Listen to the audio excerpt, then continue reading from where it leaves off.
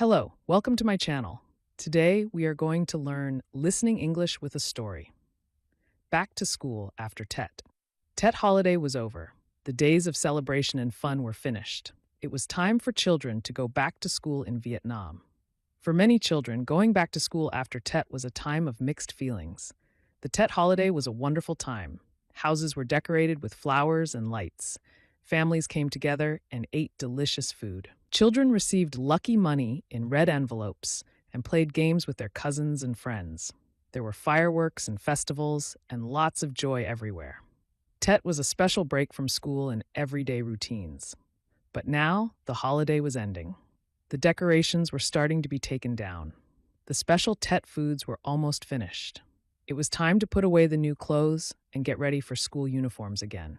The fun and freedom of Tet were slowly fading away. On the first day back to school after Tet, the morning felt different. During Tet, children could wake up late and play all day. But now, the alarm clock rang early again. It was time to get up, get dressed in school uniforms, and eat breakfast quickly. Lily woke up a little bit slowly. She stretched in her bed and looked around her room. Her new Tet clothes were folded neatly on a chair, ready to be put away. The red envelope with lucky money was safely kept in her drawer. The house felt a little bit quieter than during Tet. She got out of bed and put on her school uniform. It felt a little bit different after wearing her nice Tet clothes for so many days. She went to the kitchen for breakfast. Her mom had prepared a simple breakfast of bread and milk. During Tet, there were so many special and yummy foods. But now, it was back to normal everyday meals. Lily ate her breakfast quietly, thinking about school. She walked to school with her dad, like every school day before Tet. But the streets looked a little bit different now. During Tet, the streets were crowded with people visiting and celebrating. Now, the streets were quieter, with people going back to their normal work and routines. When Lily arrived at school, the schoolyard looked different too. During Tet, the school was closed and quiet. But now, the schoolyard was filled with children again. There were sounds of talking and laughing and children greeting each other. Lily saw her friends in the schoolyard. They were all wearing their school uniforms again, just like her. They were talking and sharing stories about their Tet holidays. Lily joined her friends. "Hello, everyone," Lily said. "How was your Tet holiday?" "Hello, Lily," her friends replied. "Tet was so much fun." "Yes, it was," Lily agreed. "I got so much lucky money and ate so many bon Tet." Her friends laughed and shared their own Tet stories. They talked about visiting grandparents, going to flower markets, watching fireworks, and all the fun things they did during the holiday. It was good to see her friends again. Lily had missed them during the Tet break. They had so much to tell each other about their holidays. Talking with her friends made Lily feel a little bit happier about being back at school. The school bell rang, signaling the start of classes. The children lined up and went to their classrooms. Classrooms also looked a little bit different after Tet. The teachers had decorated the classrooms with Tet decorations before the holiday. Some decorations were still there, reminding everyone of the festive time. The teacher greeted the class with a smile. "Welcome back to school, everyone," the teacher said. "I hope you all had a wonderful Tet holiday." "Yes," the children replied together. "Today, let's share our Tet holiday experiences," the teacher said. "Who wants to tell us about their Tet?" Many children raised their hands, eager to share their stories. One by one, children told the class about their Tet holidays. They talked about the places they visited, the food they ate, the games they played, and the lucky money they received. Lily listened to her classmates' stories and shared her own. It was interesting to hear about how everyone celebrated Tet in their own way. Sharing stories made the first day back at school more fun and relaxed. After sharing stories, the teacher started the lessons again. It was a little bit hard to focus on lessons at first, after so many days of holiday fun. But slowly, the children started to get back into the routine of learning. During break time, children played in the schoolyard again. They played games they had missed playing during the holiday. They ran and laughed and enjoyed being back together at school. Lunchtime came, and children ate lunch together in the school canteen. The lunch was simple, like everyday school lunches. It was different from the special Tet meals, but it was still good and nourishing. In the afternoon, there were more lessons.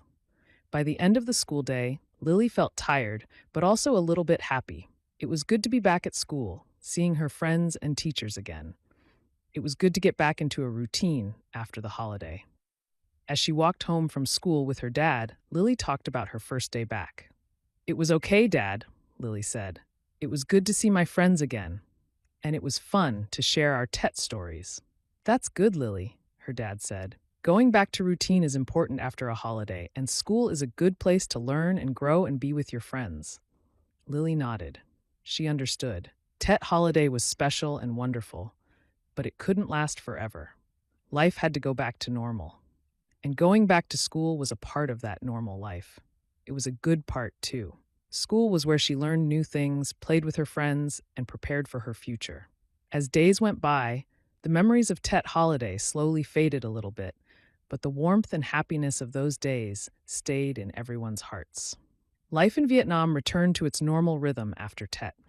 Children went to school, adults went to work, and everyday routines were reestablished. But the spirit of Tet, the spirit of new beginnings, hope, and family togetherness remained, carrying everyone forward into the new year with positive energy and good wishes. And everyone looked forward to the next Tet holiday, knowing that it would come again, bringing more joy and celebration to Vietnam. Hope you enjoyed the story. Please like and subscribe to my channel for more stories like this.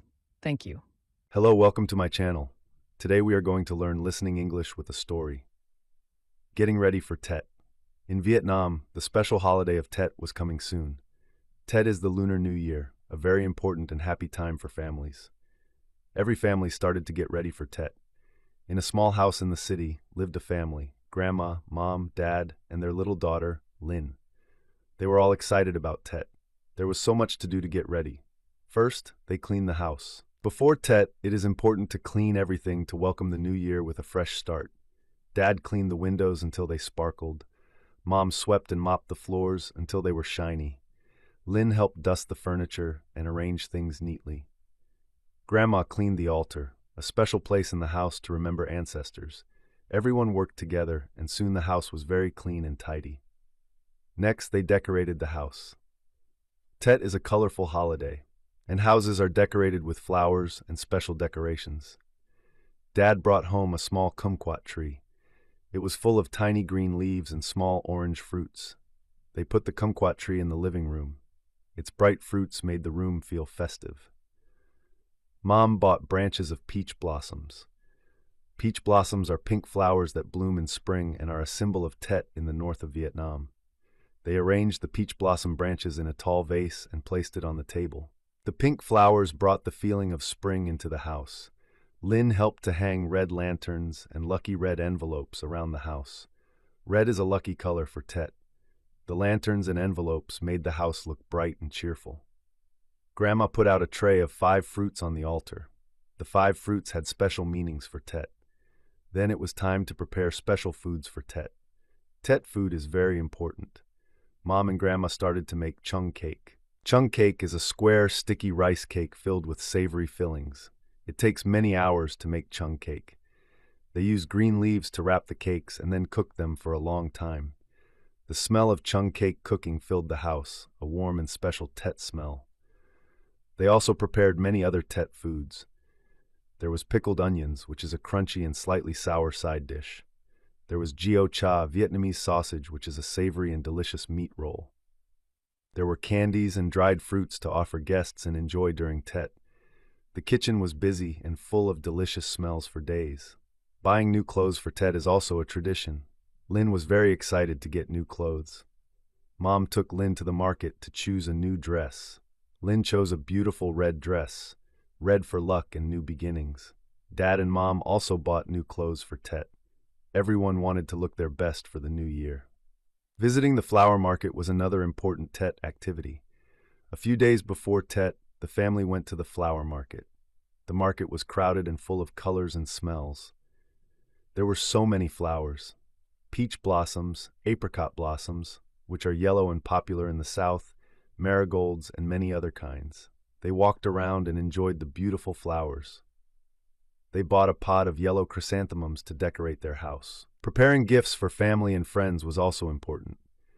They bought boxes of tea, candies, and lucky money envelopes to give to relatives and visitors during Tet.